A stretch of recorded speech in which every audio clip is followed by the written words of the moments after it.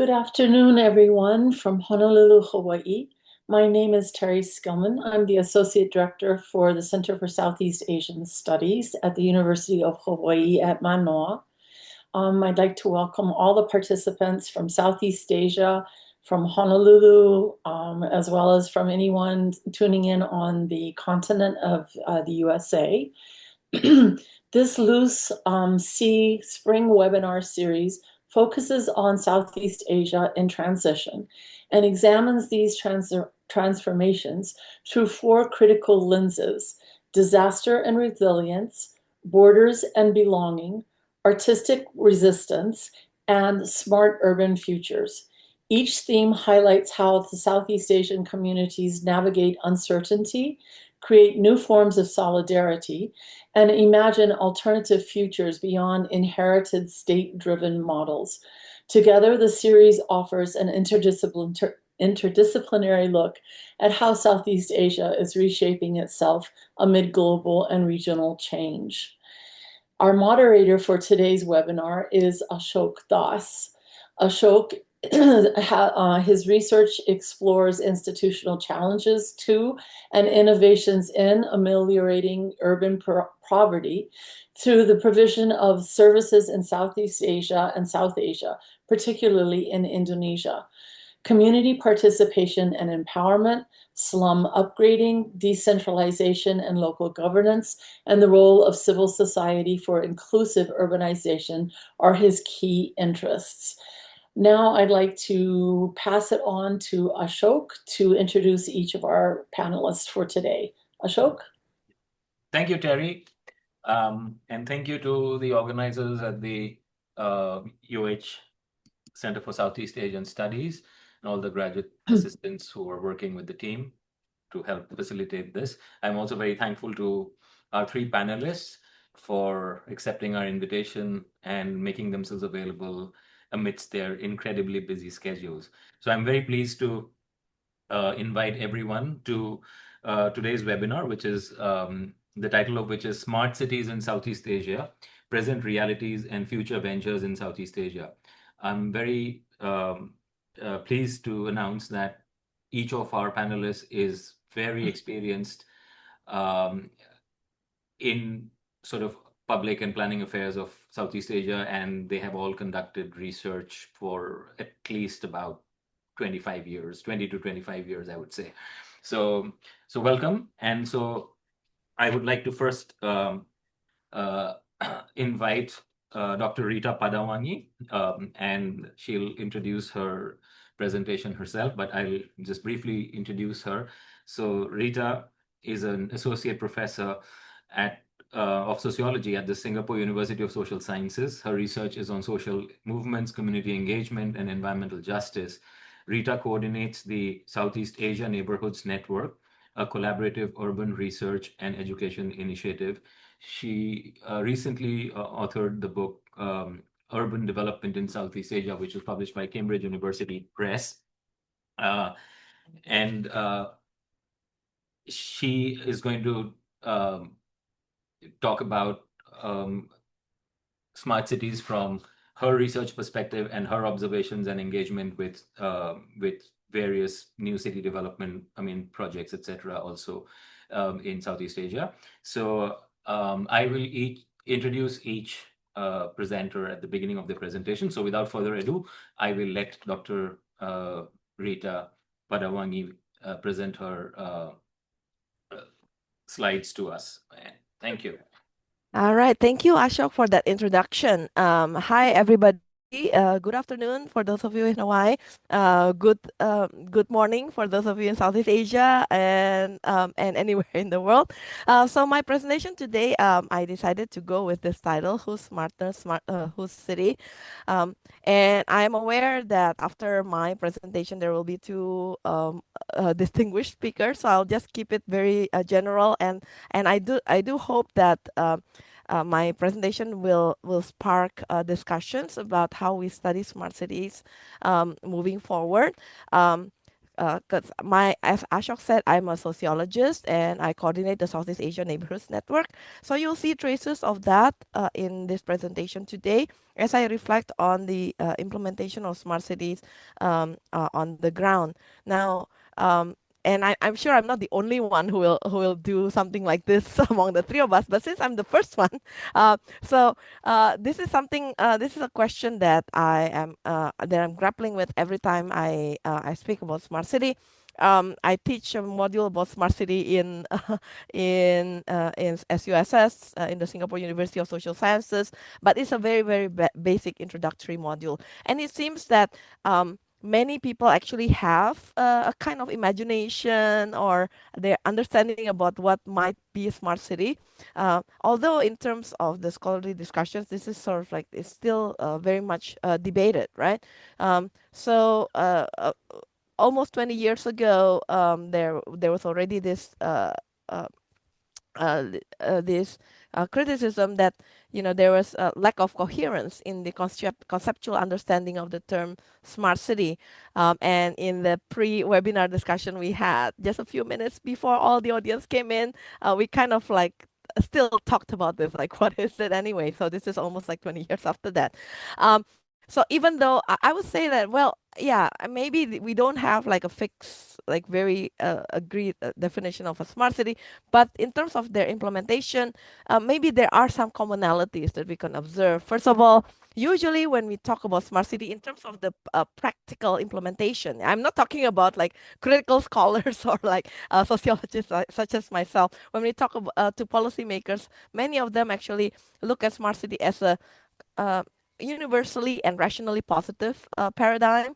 And there's this expectation that smart city would increase efficiency and effectiveness of urban governance, and also to leverage on information and communication technology to increase quality of life. Now, as a sociologist, usually I would sort of like look into this and see like, okay, who are the actors of this smart city, right? So who are the dominant actors in the public discourses of smart city? Somebody else have actually listed them, right? Rob Kitchen, one of the most prolific scholars publishing on smart city, um, already like highlighted the domains that usually smart city address, and uh, from government, security and emergency services, transport, energy, waste, environment, buildings, homes. We often hear about, okay, let's do smart grids, smart meters. Let's save energy with these smart systems, or let's do more efficient government with e-government systems. Let's do online transactions. So those are under many banners of smart city implementations across the world. I would argue that usually to procure these services in the city, the the dominant actors to actually make decisions of what kind of systems that are applied to all these are, first of all, of course, policymakers. They're the ones who decide on sort of like what are the direction of the implementation of smart city, what are the projects, and so on and so forth.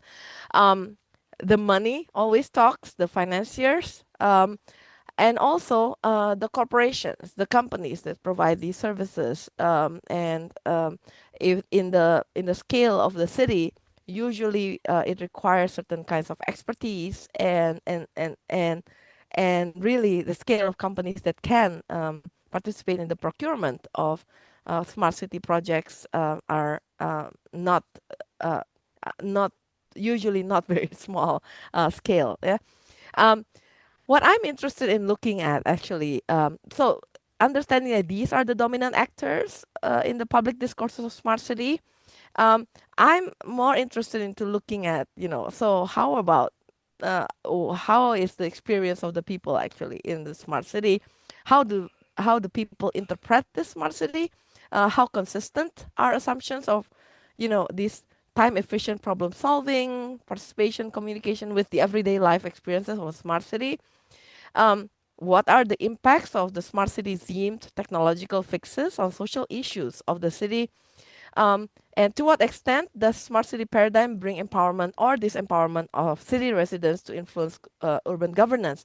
So I put forward these questions because I felt that these are the ones that are important to be asked, and I try to address them. I'm not saying that I can answer all of them, but I do hope that this discussion can lead to uh, uh, to to responding to these questions.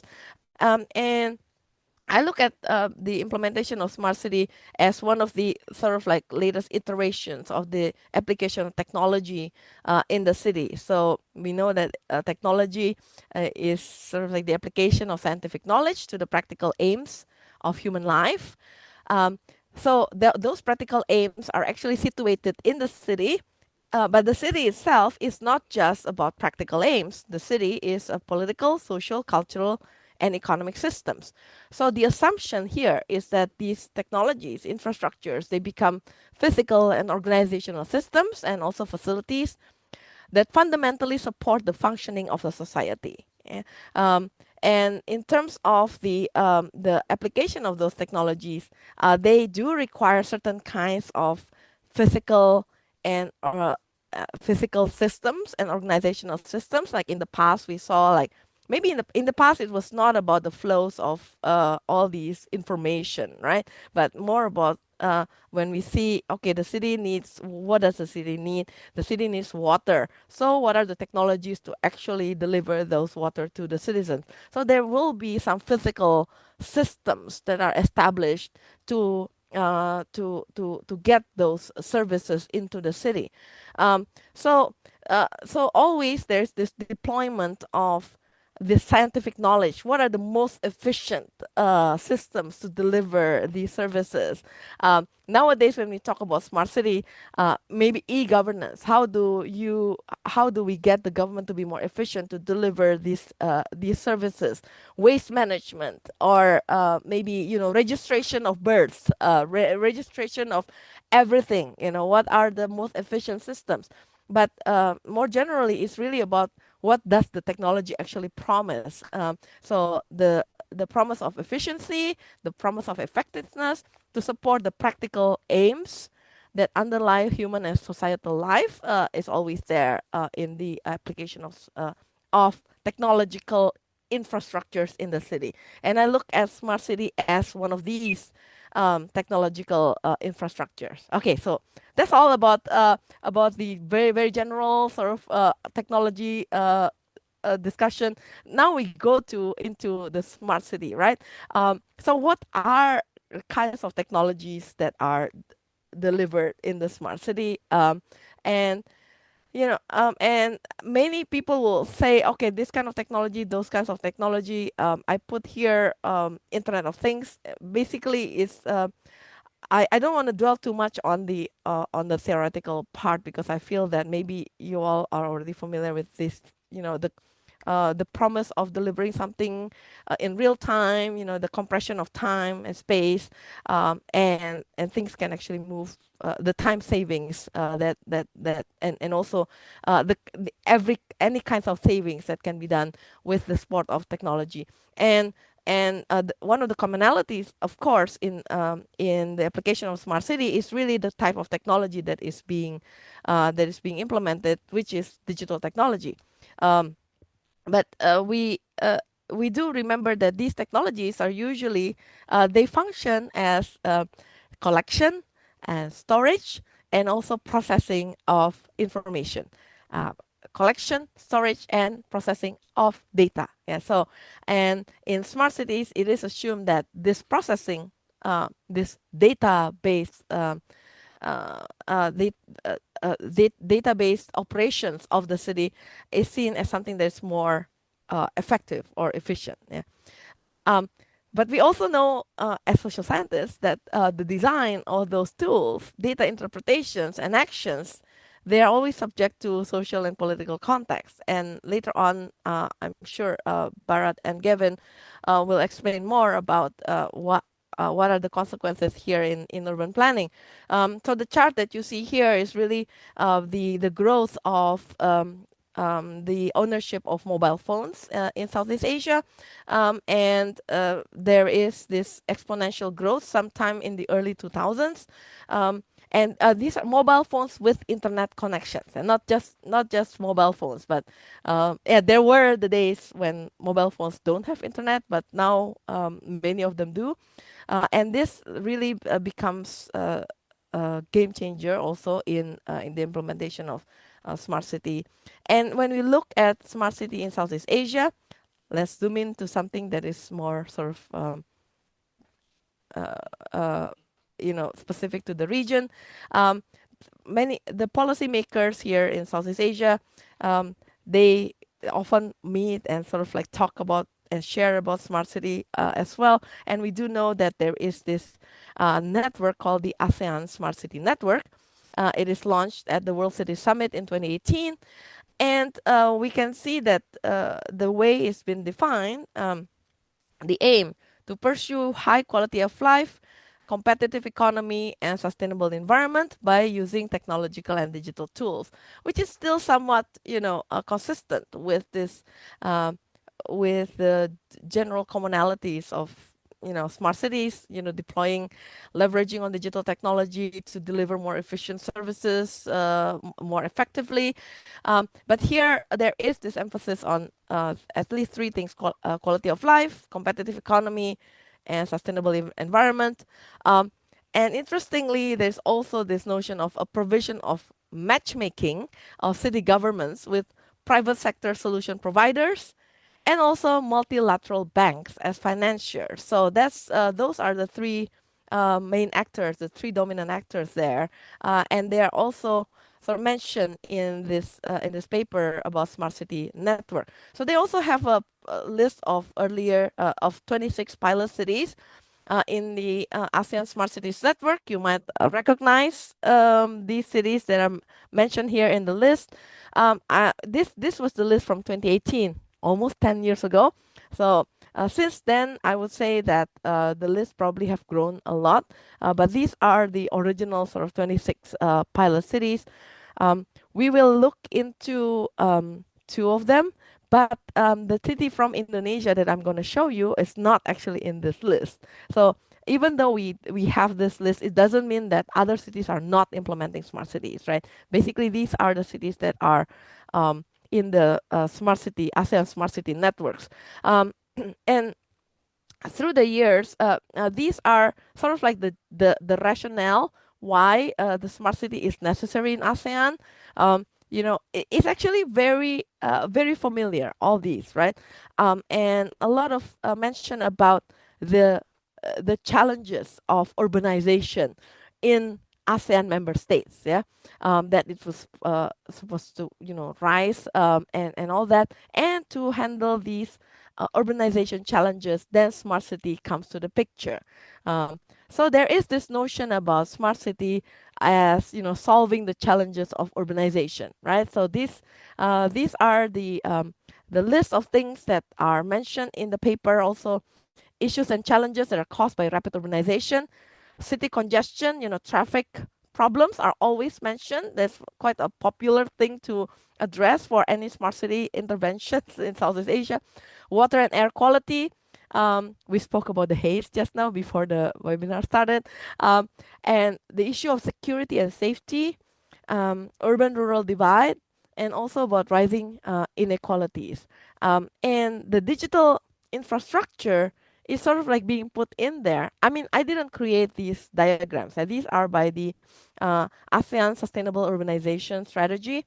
Digital infrastructure is sort of like put in the middle to sort of address these challenges.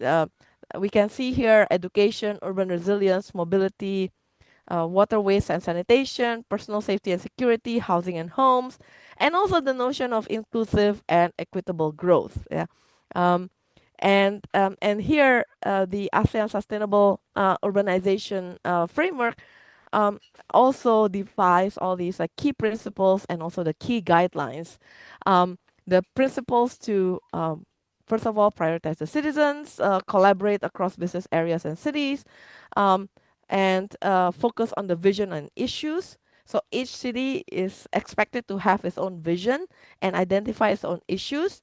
And also this network in ASEAN is sort of trying to connect different cities to share how they tackle those issues. Yeah. Guidelines, fair and inclusive, sustainable finance and management, transparent and interoperable, security and resilience, and ensuring privacy. I don't actually elaborate on this because I'm providing this as just a background. Um, I don't create this, and my take on this will be that these are actually very uh, general urban planning urban planning issues. Even without the notion of smart city, urban planners are expected to handle these things, right? So and we can actually even take out the term smart city. And of course, urban planners, you do need to prioritize citizens. You need to have vision. You need to have collaborations. And even without the notion of smart city, these are basically expected from any urban planning. I would argue.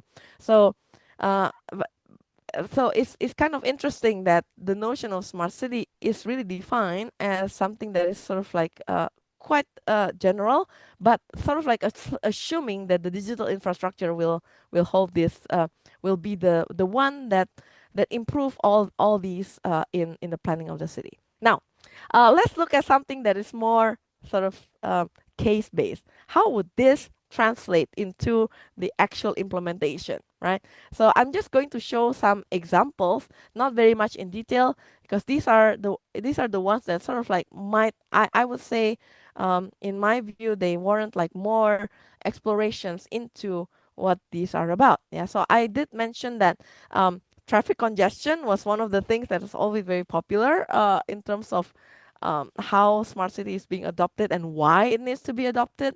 And um, so the smart city in Southeast Asia is really, I would argue that there is this aspiration for more orderly city. There's this aspiration of having a predictable city. And I also mentioned in my book, my small book before, that there's this uh, aspiration to have a master plan, basically. And it has been around for a long time that cities need to be planned a bit better. Yeah. Um, cities in South Asia actually grow from that kind of sort of like aspiration, but also the challenges that are specifically here in Southeast Asia is really the exponential growth of cities in Southeast Asia that pose challenges in urban planning. So the post-colonial, post-Second World War industrialization that led cities to actually grow exponentially, and suddenly the infrastructures are kind of like being overwhelmed in many cities in Southeast Asia. The image that you see here are just very uh, familiar um, you know, visualization of traffic, for example, right in Metro Manila, and that is seen as always, one of the problems of cities in Southeast Asia. So there is this uh, drive to have these solutions. What are the kinds of infrastructures that are needed to address these challenges? So, taking the example of traffic problems, Southeast Asia cities are always ranked as some of the worst traffic cities. So Manila, Jakarta, Bangkok, the usual culprits. And city authorities often resort to procure technologies to address traffic issues, such as sensor-based traffic light timing, electronic road pricing that we have in Singapore, electronic payments in many toll roads now in Southeast Asia. Those are implemented. Real-time traffic information system to private sector industries that have the capacity to supply them. This is just an example. 3 years ago, there's this drive to use artificial intelligence, for example, in Jakarta to manage congestion in 20 intersections.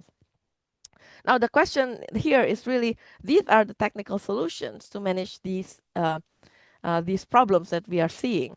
Um, but the more fundamental question would be, is traffic congestion a problem? Uh, or is it actually symptoms of a larger social issue? Let's say, for example, okay, we have a problem here, we have traffic. But what actually generates traffic?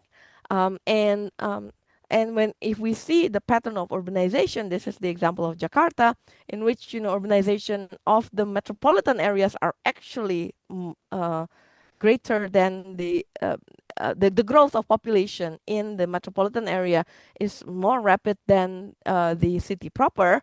That means that the traffic that is generated is really related to this pattern of urbanization. So probably the problem might not be the traffic itself. So the problem, I don't know, probably we have to look into affordable housing in the city to reduce, the volume of traffic. Uh, but in a way that the solutions to traffic is really leveraging on these infrastructures. Um, are quite something that is put out there as a solution, although it might actually be only addressing the symptoms. So no matter how much AI you are putting actually in the city, if you don't solve this problem, this core of the problem, is actually questionable whether we would actually really solve the traffic issue. Another example from Rita, transportation. you're running out of time. You're actually I'm running out of time. Okay, let me just look into something that is a bit more interesting here, right?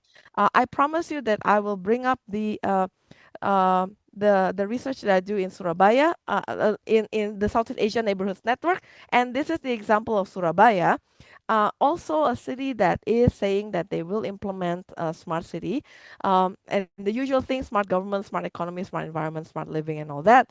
And also, but at the same time, there is also this implementation. So this is again applying it on traffic, congestion system. But how is that actually experienced in the neighborhoods there? So actually, a few years ago, there was this Surabaya Smart City as a combination, between environment-based competition and freedom from trash. Yeah. So there was this competition, the smart city competition. That that there is this smart city competition among neighborhoods in Surabaya. Uh, and this was actually just came out from the pandemic. So how do these neighborhoods actually compete? There used to have the green and clean competition before, and this was a kind of iteration that happened. And interestingly, in the neighborhood when we studied, how did they interpret the smart city? So the city government requested proposals from neighborhoods for a local smart city program to strengthen the potentials for kampung tourism. The smart city becomes a new iteration of kampung or neighborhood-based thematic improvements from the city government after green and clean. And in the neighborhood that we look at, they interpret this as they put thematic wall paintings in kampung alleyways, and this is something that is beyond my expectation. They propose the promotion of kampung santri, Muslim religious scholar kampung theme for Surabaya Smart City competition. And when I look at this, I always sort of like try to relate this with whatever smart city interpretation that we learn more generally, but it's always like quite uh, challenging. Now, anyway, I just want to say that when we think about smart city, oftentimes we look at smart city as defined by the city government, right? Singapore is a very much case in point in that Smart Nation 1.0, Smart Nation 2.0. But when we look at neighborhoods in Southeast Asia more carefully, actually they are the places of everyday life in the city. So when we ask, is smart city a universally and rationally positive paradigm? I would say, yeah, well, maybe, well, the people also in the neighborhood, they interpret them as positive. Smart as the new green and clean, smart as tourism potential, smart as heritage historical potential. But, they do also interpret a little more liberally. And then here in the case of this neighborhood, they interpret even religiosity as smart city, etc., as interpreted per kampung. So I'm just gonna leave this here because I feel that I want to have more discussion afterwards and see, how would these interpretations from the neighborhood, do they actually feed back into the interpretation of smart city by policymakers? All right, I'll stop there. Thank you, Ashok, and so Thank you, sorry Rita. to Thank you. I mean, you have a lot of very interesting information, but I'm sure you'll get some chance to do that in the follow-up discussion. So thanks so much for that presentation and the unique insights you provided about Indonesia and Surabaya. So our next presenter is Dr. Bharat Dahiya. But before I introduce him, I also wanted to let the audience know that we will have, I mean, I waited to do this at this point because some people were probably still joining in at the beginning of the seminar, of the webinar. So we'll have, after the presentations, a panel discussion in which I will pose some questions to our panelists, following which there will be some time for audience questions, but the audience is welcome to add their questions as they hear the presentations in the chat box over there. So thank you. So our next presenter is Dr. Bharat Dahiya, and second.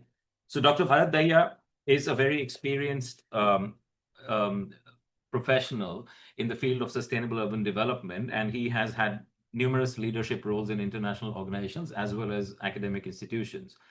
He has advised ministers, mayors, and governments on strategic guidance, policy development, and technical support with prominent organizations such as the World Bank, UN Habitat, Asian Development Bank, UNDP, the United Nations University, etc. His expertise includes leading project teams and building partnerships, mobilizing resources for research and advisory services. And he conducts applied research that result in influential reports which guide the planning and development of different nations, such as the United Nations inaugural report on the state of Asian cities. He has he's a prolific publisher, and he has also organized various conferences, and he currently teaches at Thammasat University in Thailand. So without further ado, I will let Dr. Bharat Dahiya illuminate us about his take on smart cities. So Bharat, the floor is yours. Thank you. Thank you, Ashok. First of all, I would like to thank the organizers for the invitation and this opportunity.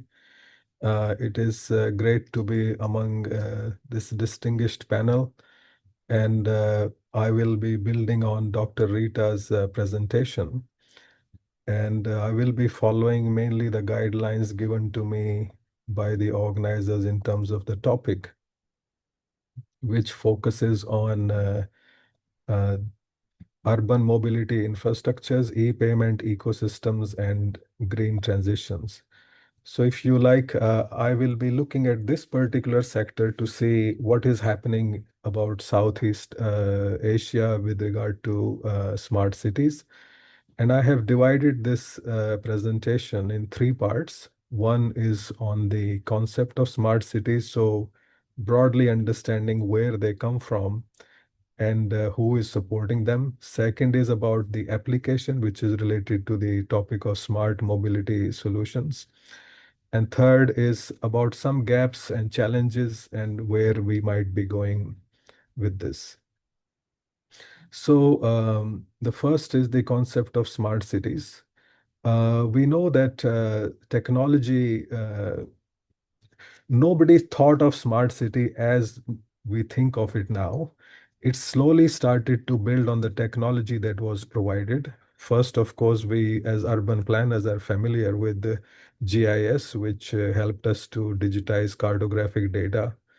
And then there were systems like SCADA, which were tracking system dynamics, for example, water supply, sanitation systems, to make sure that there are no leakages. And these were the systems where hardware and software were merged together. So they supported this idea. And then, as Rita also mentioned, it was propelled by the Internet of Things, online navigation systems, which also builds on satellites, which are in the orbit, and smart applications that have come in the last 2 decades or so after the advent of the smartphone. The second notion of smart cities is which are not stupid, because some people question that what do you mean if it is not smart? Is it stupid? And then the idea is to have wiser decision making, which makes common sense or better sense.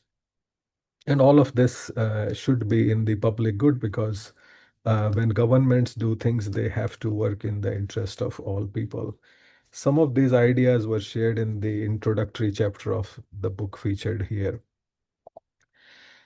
And then there are building blocks. So whenever we start to understand something, we try to cut it into pieces.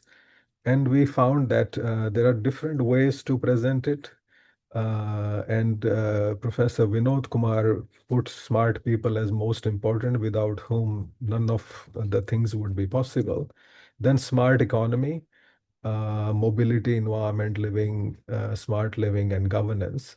And there are few new additions. For example, people find that cities often lack smart digital infrastructure, energy, which is more and more important nowadays due to conflicts and stuff, and sustainability, which is much larger concept than environment. Added to this is and related to the idea of inclusion is the notion of leaving no one behind, which is also supported by SDGs. Now, the challenge is, how do we bring all of these together? The trends, if you look at some UN reports, of course, there is the technological, economic growth, rapid urbanization is taking place. Larger than Southeast Asia, 48 million people are added to Asian Pacific cities every year. And there are a host of environmental challenges.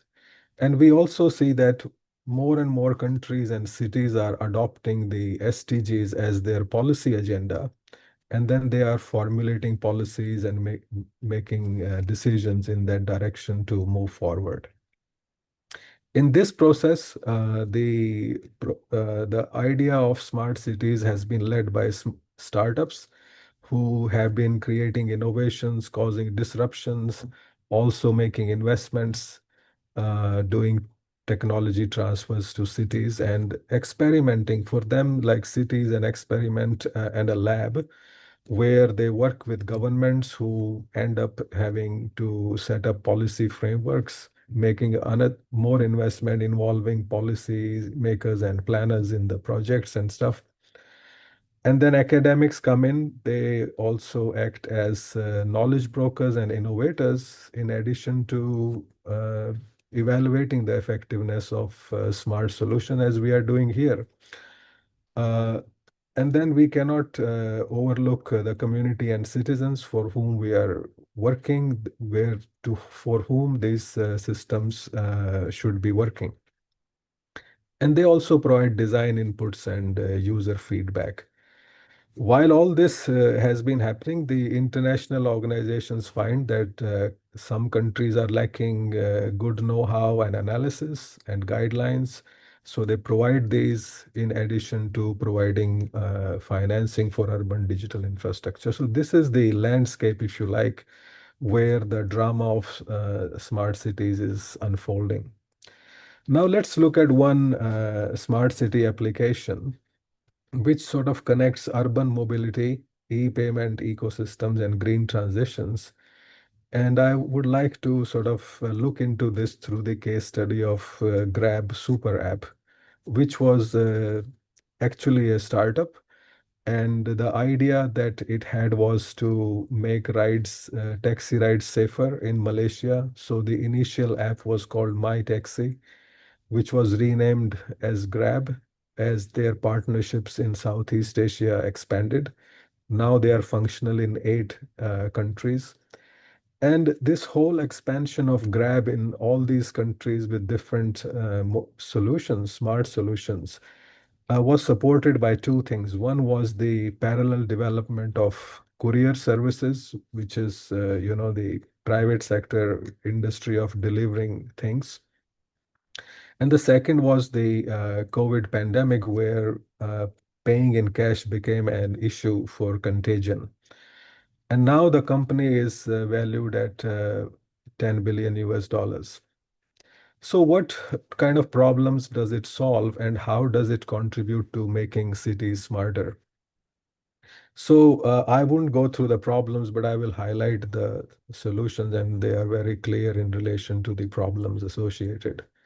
So first is that compared to the lack of mobility services, which were unsafe, unpredictable, sometimes you were cheated by the taxi drivers.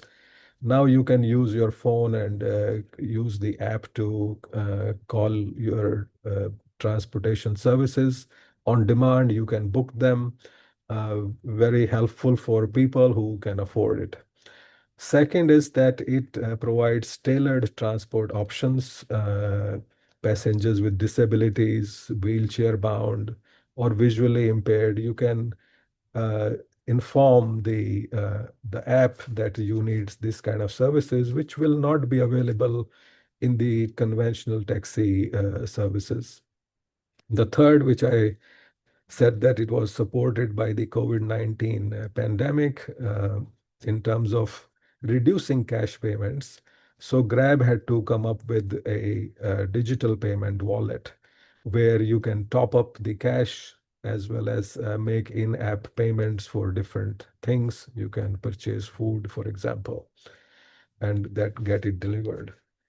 The other is that, which these are all the benefits that have come out. Maybe in the beginning, nobody sort of thought about these.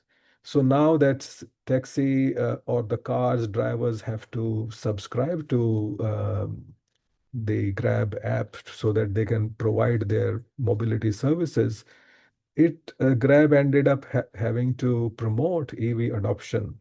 So that sort of contributes to their sustainability leadership and in general to making smart cities more sustainable. We also see that there is the functioning of economies of scope. For example, now that you can call taxis, but you can also have the app help you deliver food and also other sorts of mobility services, not only a simple car, but of different prices, going from basic to premier, and also including motorbikes. So these are some of the benefits that have come up through this kind of private sector initiative, working with the city government, working with different technology providers to move forward. Of course, they are not without competition. So, for example, in Thailand, the Bolt company has arrived, which tries to provide better mobility services, which are more affordable and competitive. The idea is to lower the commission fees for drivers who subscribe to these apps and are working in the gig economy, making fares cheaper for the passengers. And of course, there's a huge demand. If sometimes you are in Bangkok, you can be sure that you can try Bolt and Grab, and you may still not get your vehicle to move. So, in addition to taxi, you have motorbike services as well as delivery service, almost like Grab, and it's operational in 4 cities. There are claims that Bolt is 50% cheaper, so it particularly caters to a certain segment of population. So we can see that from this, what kind of solutions are making cities smarter, if you like. And then the idea is that does it solve all the problems? The recently launched 2026 Asia Pacific SDG Partnership Report has this analysis included in it. And I have highlighted here 3 data points which are related to Southeast Asia, where the darker graph points show the average, and the orange one shows the people farthest behind in terms of internet access. So while on average in these 3 countries, over 80% people have access to internet, but the farthest behind are somewhere around 50 and 60 in that range. So if 50 to 60% people are that much behind, then it really begs the question of how and who is benefiting from the smart city development. This should be also connected to the larger challenges, which Dr. Rita was also relating to, which are related to lack of policy, strategy, and governance system, because most of these smart city systems are led at the moment by private sector. while the governments are catching up, they find these are the challenges which have been documented by UNESCAP. So you have outdated infrastructure, whether it is digital of any kind or the normal infrastructure which the digital systems would like to build upon. There is data privacy related issues which are, well discussed in different fora. Limited availability of finance. That's why international agencies jump in and try to build partnerships. And the whole idea of capacity building and technical skills, where the government employees have to upgrade their skills. And here there are two initiatives that I would like to highlight. First is the ASEAN Smart Cities Network, which Dr. Rita also mentioned. The idea here is to facilitate cooperation among the participating cities to help develop bankable projects to sort of encourage private sector funding so that this transition towards maybe smarter cities can take place, and also funding from other partners. The ADB ASEAN Smart Cities initiative, which is funded by the government of Australia, also focuses on developing digital solutions for cities. And again, there are usual suspects in terms of what kind of support they provide in terms of capacity building, knowledge sharing, and grant investments, and designing proofs of concept. So this is the overall challenges. So Grab and any other app or any other smart city solution that comes into picture, it has to be nestled into these kind of problems and challenges. So what About do 1 minute, yeah, sorry. Yeah. Yes, yes. So this is the last slide that I have for you in terms of reflection and future direction. So we see that the initial role is played by startups, which is continuing and expanding, improving urban quality of life, expanding markets, and contributing to GDP.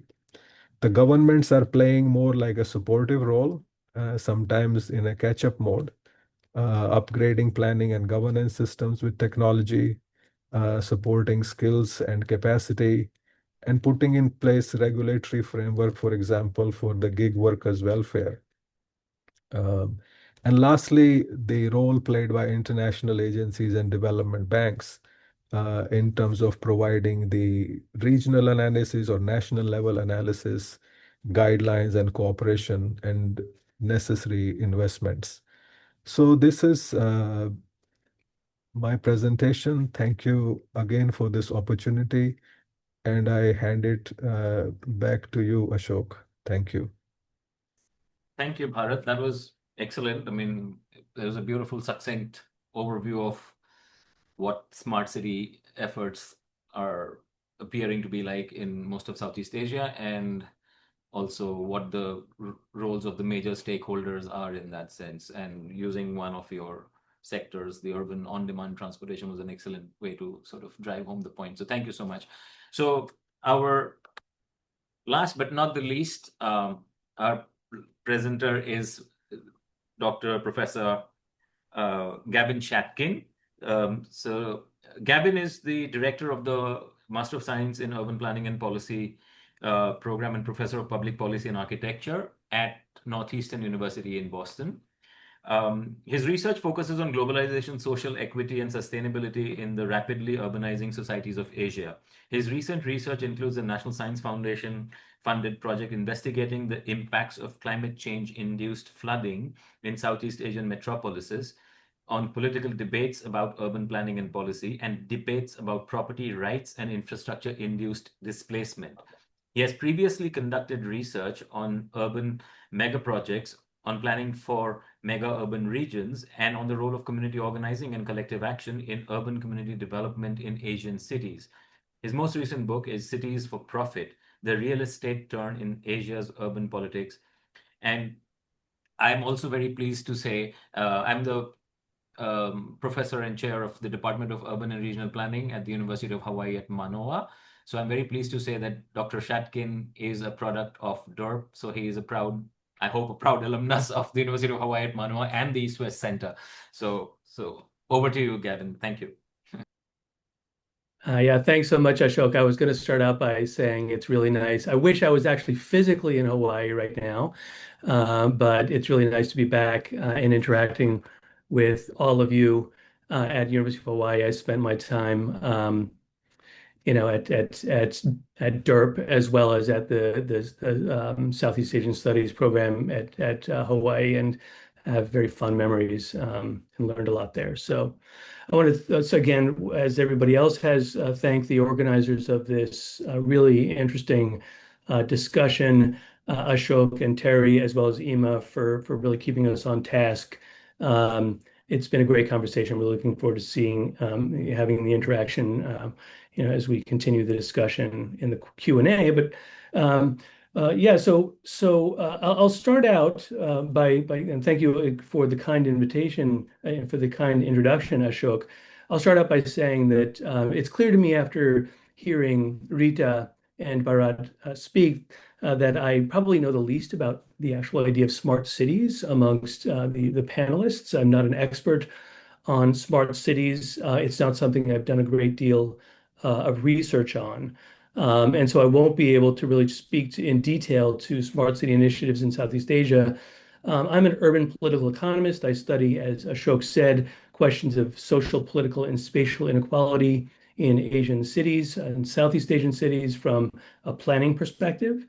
And so, really actually thinking through this question of smart cities over the last couple of days as I prepared this presentation has been very fruitful. Because in as much as smart cities, this push towards smart cities is a major push and a major kind of agenda within the planning world in Southeast Asia, it's been very fruitful to reflect on what the smart city move means for the kind of questions of social inequality, spatial inequality, political inequality, globalization, the rapid growth of cities, the financialization of urban development, and the kinds of inequalities that are generated from all that, what the smart city push really means within the context of those broader inequalities. So the kind of call for this panel was for us to reflect on the following question: are Southeast Asia smart cities truly serving the public needs, or are they reproducing old inequalities under the banner of technological progress? So I'm going to kind of lean into this question of inequality, and the question specifically of what the smart city agenda means for the ways that planners do or do not address questions of inequality versus the public needs. And I'll start out by saying that this, I think, is a really well-framed question. It's a provocative question that is perfect for generating the kind of conversation that we're having today, but that inevitably, the reality of actual applications of smart cities is going to be more complex than an either/or. Either the smart city move is meeting public needs or it is reproducing old inequalities. That in fact, planning approaches always have a kind of a dialogical relationship with the inequalities that exist in any given society. That planners are always struggling with existing structural inequalities within society, and the work that planners do is always shaped by inequality. And so that we're constantly, even when we have an equity agenda and we're trying to push for greater equality in the work that we do, we nonetheless risk constantly reproducing old inequalities just based on the structural conditions in which planners work. And you see this in my country, in the United States, in the way, for example, that inequalities in access to political power, access to resources by certain historically disadvantaged groups, disadvantaged based on class, based on racial discrimination historically. Those dynamics continue to shape the work that planners do and the dynamics of planning simply because neighborhoods that are historically disadvantaged and that have, for example, lower incomes, have less resources available, have less political voice. And so even as we try to struggle to address social inequality as planners in the United States, we risk continuing to reproduce those inequalities because of the structural conditions that we're operating under. Well, the same really, I think, can be said of Southeast Asia, that that planners within Southeast Asia work within historically formed political and social inequalities and spatial inequalities based on histories of unequal land ownership, political exclusion based on ascriptive categories such as class or ethnicity or ruralness or informality. The whole issue of informality and informalization of the kind of economic and social and housing activities of many people, institutional and legal constraints on social equality. And so all of this, to me, raises questions about what the smart city term means within the context of the existing inequalities within Southeast Asian cities. And so that then leads me to a proposal to modestly reframe the question that we were asked to reflect upon to the following. What do the possibilities and limitations of smart city applications? I can't read my own slide because, yeah. What do the possibilities and limitations of smart city applications tell us about the relationship between planning and inequality in Southeast Asian cities? So it's not just what do smart cities mean for inequality, but what in turn do the existing inequalities mean for the ways that smart city applications have been rolled out, and how might this understanding inform transformative agendas of urban reform, whether they be smart or otherwise? So let me turn now to a very brief and very cursory and again, not an expert kind of summary of smart city approaches. And I'm taking 3 specific cities just to provide some comparison here. I'll very quickly compare Singapore, Bangkok, and Jakarta. And again, I'm focusing more than Bharat and Rita have perhaps on the ways that smart city applications have been applied specifically to urban planning interventions and planners themselves, as opposed to private sector, public sector planners, as opposed to private sector initiatives. And what really leaps out right off the bat is that Singapore stands out as an exceptional case in the way that we think about planning approaches and planning applications of smart city initiatives. In Singapore, we have digital twinning as a tool for planning and development control, energy and emergency planning. We have SingPass, this national digital identity, easing access to citizen access to services, integration across agencies and across sectors, housing, transportation, waste management, energy, flood mitigation, in order to coordinate planning and integrate planning, the use of sensors for comprehensive flood and heat management planning. Whereas if we look at Bangkok and Jakarta, again, at least from the public sector side, we have a much more limited and constrained set of ways in which smart city initiatives have been applied to solve urban problems. Fragmented, limited, much more app-based. So in Bangkok, for example, Trafi Fandu, an app that enables citizens to report things like a broken streetlight or uncollected trash. In Jakarta, similarly, an app-based system for digital public services, but also for things like real-time flood monitoring. And so again, whereas in Singapore you have essentially, of course, Singapore famously, the government owns about 90% of the land, about 85% of the population lives in affordable public housing. Essentially in this situation, in this context where you have very powerful planners who have a relatively significant degree of control over various aspects of comprehensive public sector transportation system, public housing, state land ownership and development control, essentially smart city technologies are being used to extend those extensive powers of the state. In Bangkok and Jakarta, you have, again, a more fragmented and app-based approach. And so that then leads to questions of why we see this significant difference in the extent to which smart city technologies have been applied to planning problems in Singapore as opposed to the other cases. And Singapore is in so many ways a distinct case, and it has such a distinct history. I won't go into that in any depth. It's something that I've written about and thought about somewhat. Maybe we can engage in a discussion about that in more depth during the question and answer.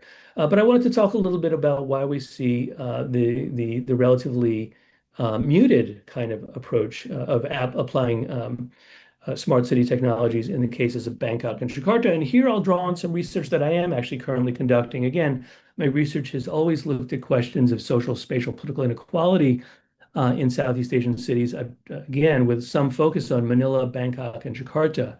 But I've recently been working on a project that really is trying to get at this fundamental, like what is comparable about about the major cities of Southeast Asia, and particularly the three great megacities of Southeast Asia, Bangkok, Manila, and Jakarta. How do we understand, the similarities and differences between these cities in their approaches to planning and their issues of social inequality? And essentially, what I'm arguing in the project that I'm developing is that these three cities, Jakarta, Manila, and Bangkok, are indeed of a comparable type. And one way to think about that comparison is through the lens of a historical period that's relatively neglected in the study of Southeast Asian studies, which is the period of the Cold War.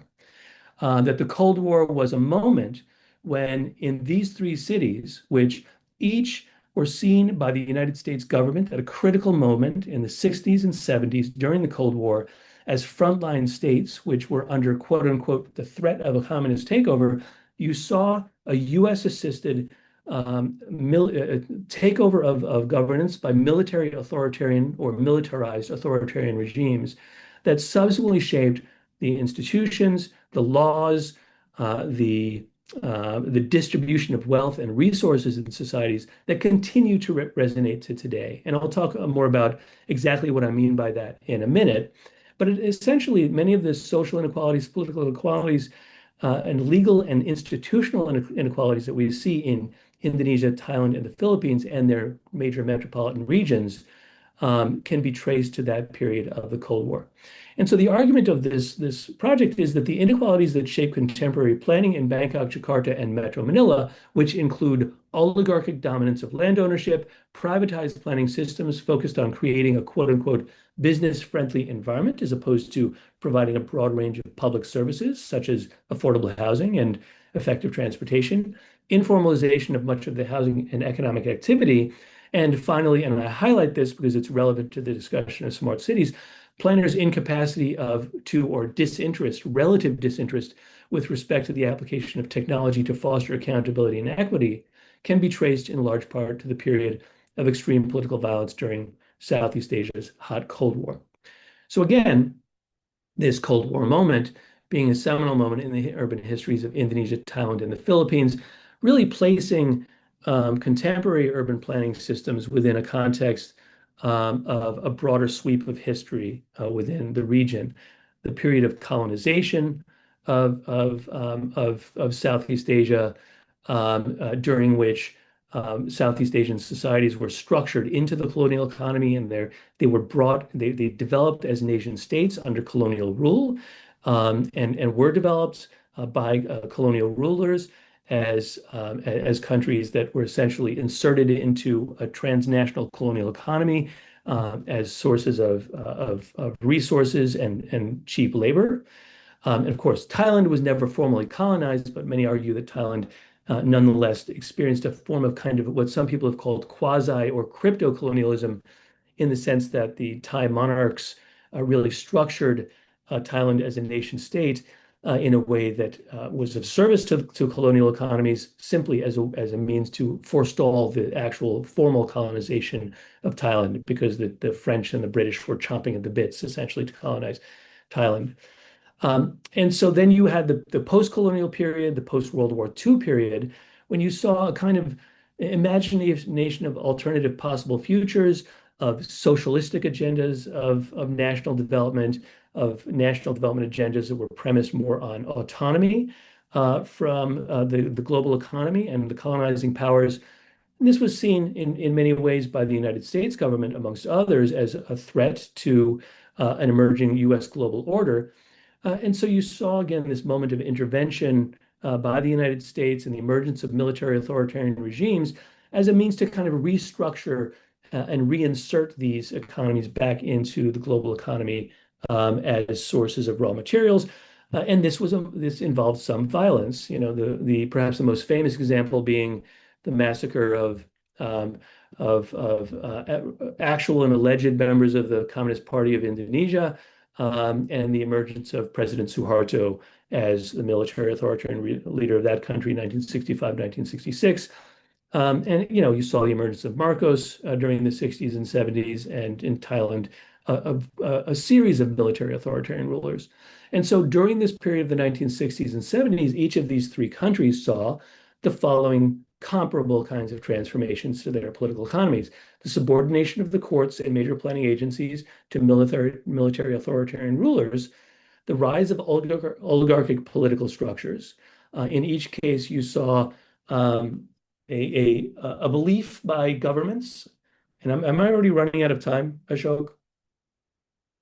Yeah, maybe in a minute or so, if you could wrap Okay, up. Then we can. I'll try to be quick in the way that I summarize the remainder of my comments. The rise of oligarchic political structures, the weakening of legal and political status of large portions of urban populations, and this then led to a common set of political issues of political and economic and social inequality, including concentrated private sector land ownership, the informalization of many large sectors of urban populations as central to planning processes. I give the example here of the weakening of customary land claims in the case of Indonesia, which occurred as well in Thailand to a certain extent. And finally, the development of privatized and austerity-driven planning systems. And again, I'm setting all of this in contrast to Singapore, where you saw during the same period the emergence of a very strong state role. And so the bottom line, what does all of this mean for smart city agendas? Well, simply stated, it means that planners really can't plan smarter for things that they don't have that much power to plan in the first place. So in the context of Indonesia, Thailand, the Philippines, Jakarta, Metro Manila, and Bangkok, much weaker control over housing. And as Rita, I think, very correctly noted earlier, when we look at questions of transportation, for example, we need to look at housing and access to economic opportunity as a major driver of traffic. And to the extent that governments have relatively little control over housing, they have relatively little ability to intervene in those areas. But transportation systems themselves are also highly privatized in Jakarta, Metro Manila, and Bangkok, and therefore less accessible to smart city solutions on the part of the state. Fragmented, privatized land and infrastructure planning thwarts efforts to rationalize through digitalization, and ideologies of growth continue to shape agendas of urban planning and to shape planning approaches, smart and otherwise. And so this then leads me to question, first of all, the equity potential of smart city applications. I don't want to minimize the potential for smart city applications to address questions of social equity. I think, for example, Trafifandu is an important initiative to try to increase accessibility of public sector decision making. But nonetheless, smart city applications contain a number of equity perils that app-based approaches may actually privilege the digitally literate and disadvantage those who have less access to digital technologies. That planning responses may increasingly be limited to things that can be reported on an app, as opposed to, for example, questions of the lack of access to affordable housing. That planners may actually use data to further weaken land claims of the marginal. And so two quick takeaways, and I'll finish with these two thoughts very quickly, Ashok, and turn it back to you. Takeaway number one is that smart city technologies have real, though limited, potential to address real problems of social equity and government accountability, but only if paired with a broader agenda of reform. That we need to continue to address questions, for example, of informalization, of lack of access to affordable housing as core planning issues, if we're going to fully realize the potential for smart city applications. And takeaway number two is that planners need to seek other ways to make cities smart, quote unquote, beyond digital infrastructure.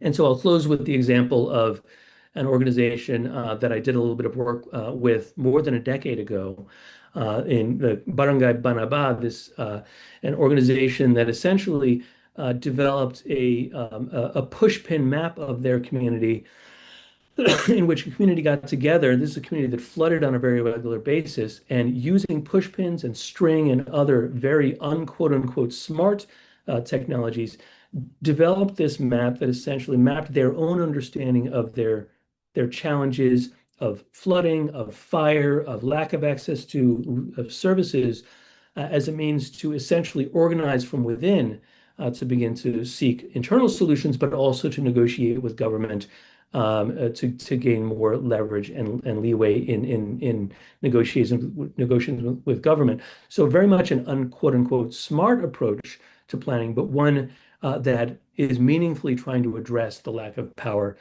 by communities like Barangay Banaba in planning processes. So I'll finish there and turn it back to you. And apologies for going over. No, not at all, Gavin. That was wonderful. So thank you so much.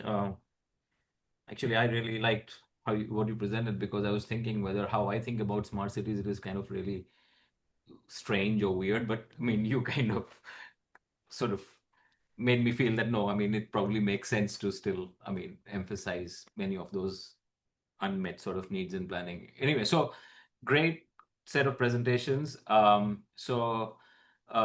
Let's try to at least do two questions, and then the audience has posted some questions, so maybe I'll pick one or two from there after this, but maybe some of your answers will already satisfy the questions that have been posed by the audience in a way. So my first question to you is, based on what you presented, it's very evident that, and these are impromptu in a way, right?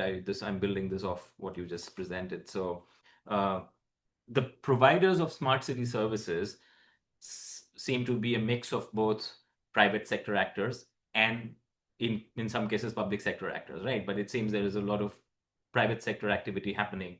So given this unprecedented in a way, yet unappreciated sort of blending of private and public interests towards, I mean, the smart city activities, is it somehow changing how we view or approach the role of public goods? Or is the nature of public goods changing in a way because of the smart city initiatives that are currently underway? So that's my first question, yeah. And so all of you can maybe take, say, a minute or so to answer, maybe, yeah. Anyone can go first. Yeah, doesn't, yeah.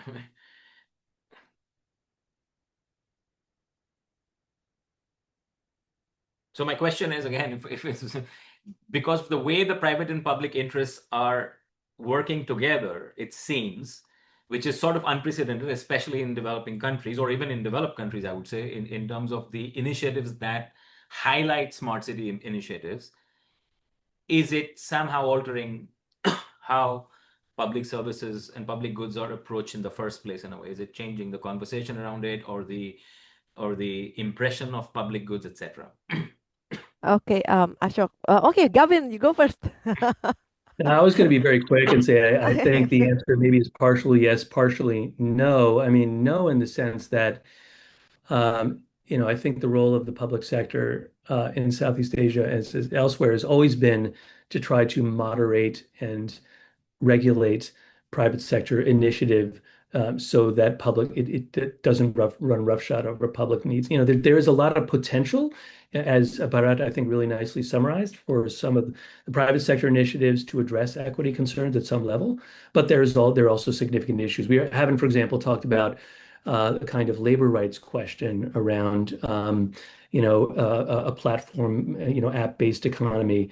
And so there is an area that the state, I think, needs to be present to regulate and ensure that workers' rights are protected. That's just one example.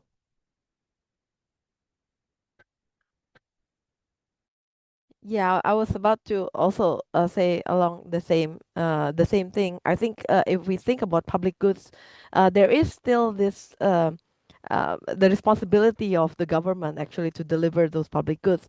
But I also want to also refer to what Gavin presented about the position of the government as the provider of those, no, basically to deliver those public goods. The positioning of the government in the cities of Southeast Asia actually very historically historically shaped as well. So I think if we always look at Singapore, there's always sort of like an exception to the norm. But actually, I also mentioned that the role of the private sector here, there are a lot of room for private sector to actually deliver those services. But at the same time, I think even without this smart city, there is already those kinds of sort of like outsourcing of provisions, you know, of uh, of these services anyway, and I think what Bharat was presenting, even the role of these startups also, right, in providing the services, that in a way it does also give opportunities to some of the players that was not there before.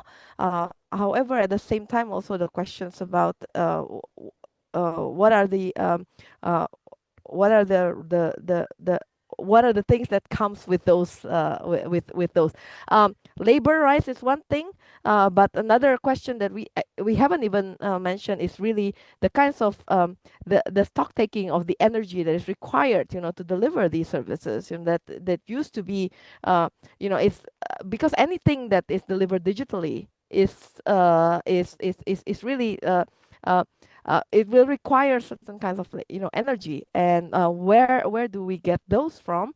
And we these are the externalities that we haven't even accounted properly, with the sort of like the approaches that are not on smart city, but the increase of the demand for energy for these smart city service, smart city sort of like interventions, really something that becomes more and more important, yet less talked about, if the focus is really on delivering services for profit.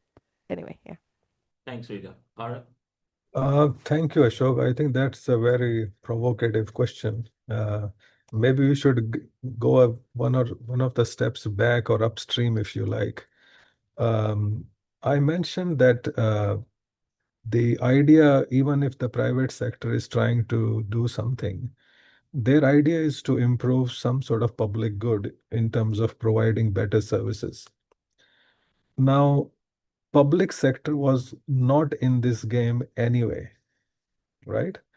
Public sector was not providing some government taxis to go around.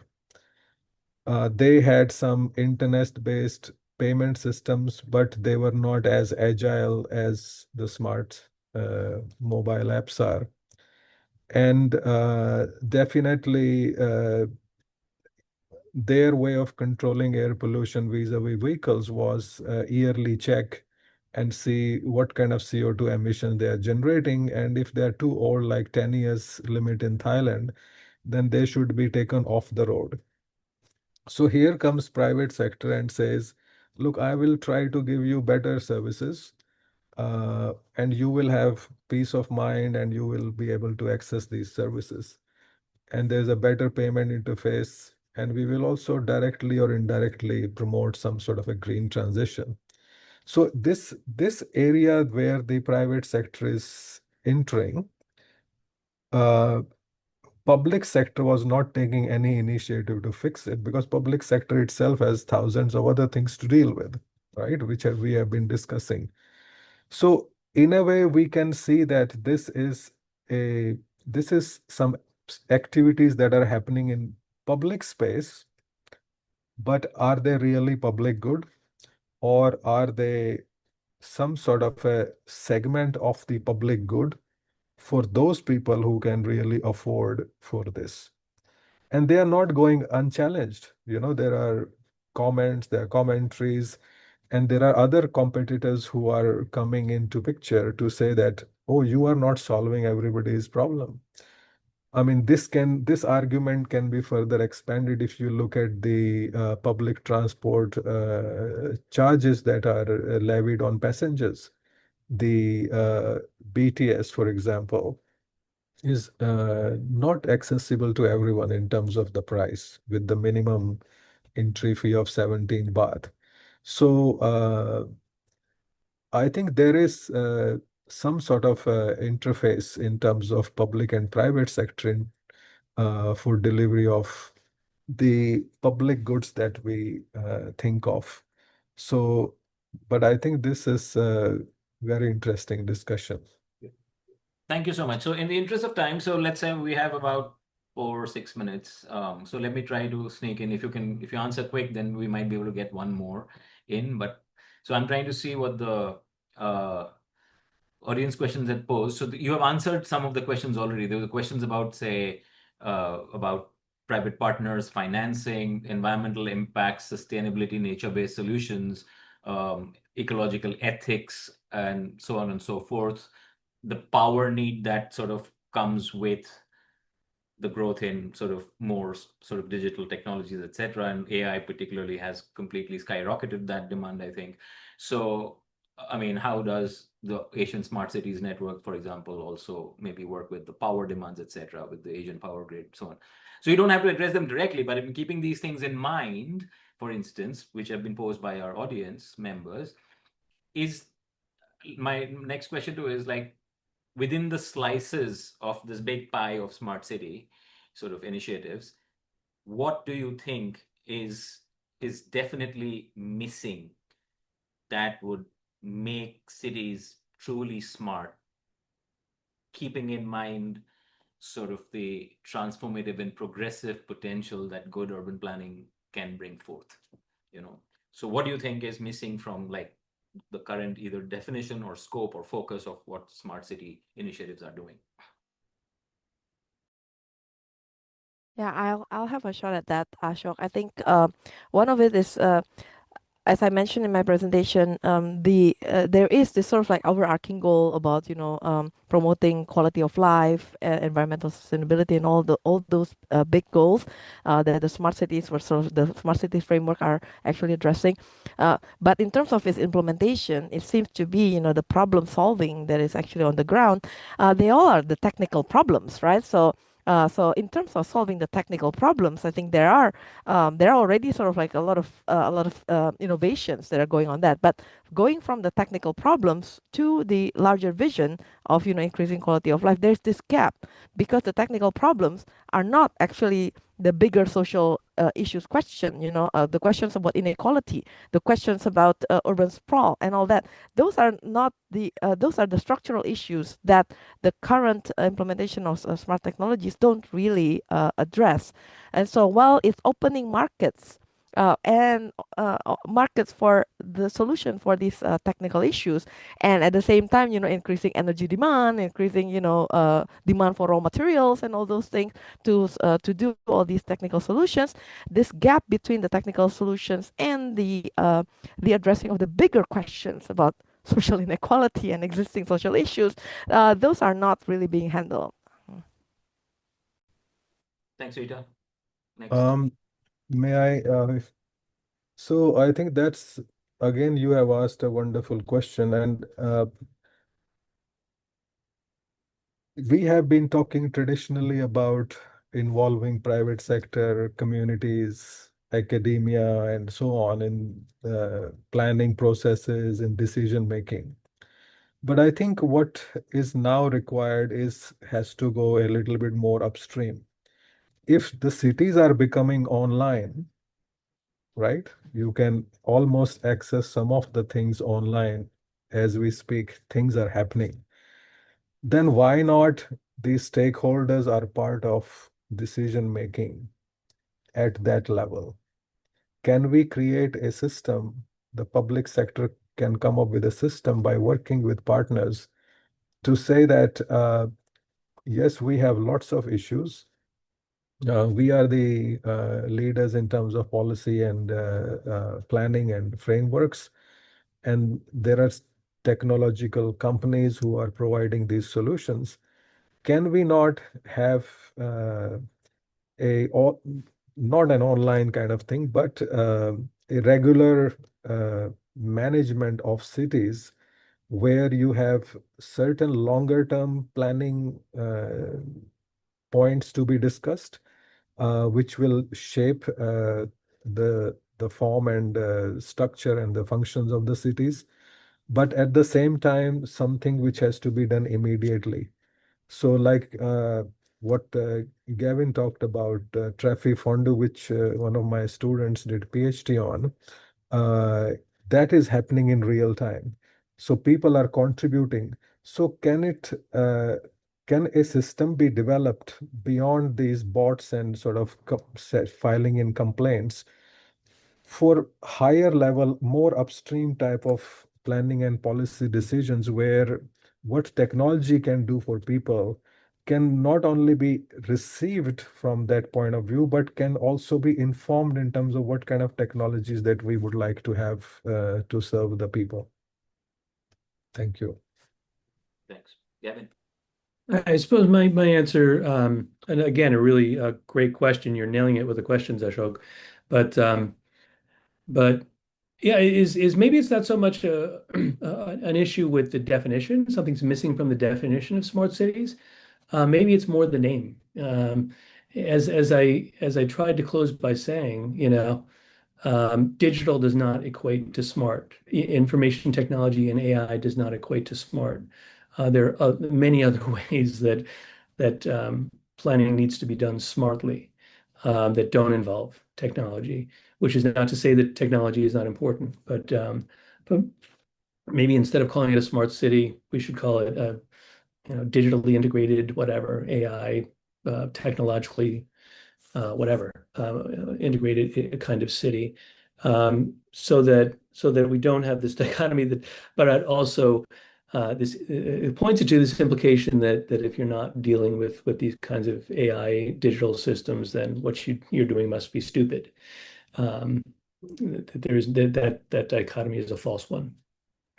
Thank you. So since we have only about 3 minutes or so left, so let me just take a minute or so. So that the question that you just answered actually did incorporate a lot of, I think, what our audience members were seeking to hear.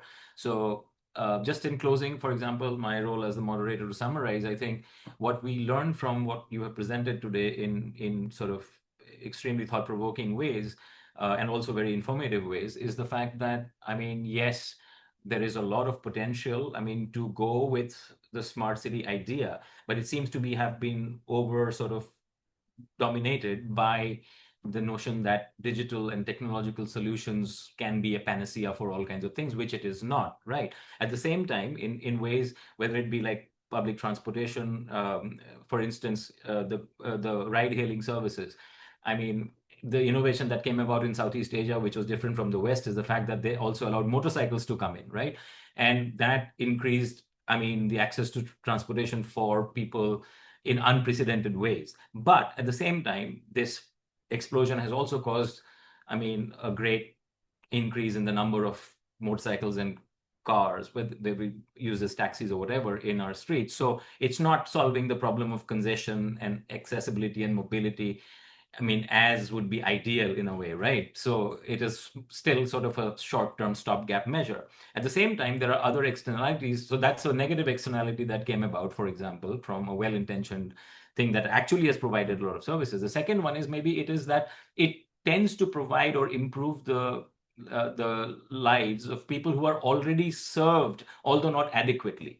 But there are people who are not even served, right? So for example, whether it be healthcare or education, so the introduction of digital technologies, etc., helps to provide better services to those who are already in, but those who are not included, they are still not included in a way, right? So one of the accidental things that came about, I think, is, for example, in Indonesia with Gojek, the equivalent of Grab, when they started, they created a system that allowed passengers to keep the extra change in their wallet. This was many years ago, right? So instead of taking the change back when people could pay by cash, for instance.